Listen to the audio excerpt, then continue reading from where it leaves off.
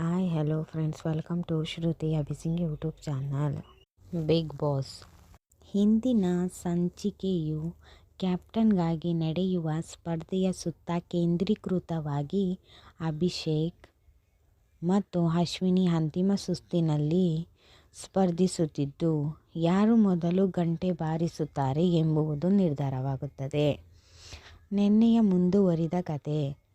ನಿನ್ನೆಯ ಸಂಚಿಕೆಯಲ್ಲಿ ಅಶ್ವಿನಿ ಮತ್ತು ರಾಘು ನಡುವಿನ ಜಗಳ ತಾರಕೇರಿತು. ರಾಘು ಮತ್ತು ಕ್ಷಮೆ ಕೇಳಲು ನಿರಾಕರಿಸಿದ್ದರಿಂದ ಅಶ್ವಿನಿ ಹಸುವಿನ ಮುಷ್ಕರ ನಡೆಸಿದರು. ಬಳಿಕ ಬಿಗ್ ಬಾಸ್ ಮಧ್ಯ ಪ್ರವೇಶಿಸಿ ವಾರದ ಅಂತಿಮ ಟಾಸ್ಕ್ ಅನ್ನು ಬಹಿರಂಗಪಡಿಸಿದರು. ವಾರದ ಕಥೆ.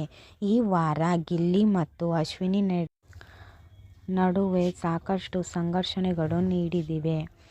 ಗಿಲ್ಲಿಯ ಅಗೌರವದ ವರ್ತನೆಯಿಂದ ಅಶ್ವಿನಿ ಕಣ್ಣೀರು ಹಾಕಿದರು. ಅಲ್ಲದೆ ಅಶ್ವಿನಿ ಮತ್ತು ಜಾಹ್ನವಿ ಡ್ರೆಸ್ಸಿಂಗ್ ರೂಮ್ ನಿಯಮಗಳನ್ನು ಉಲ್ಲಂಘಿಸಿದ್ದಾರೆ.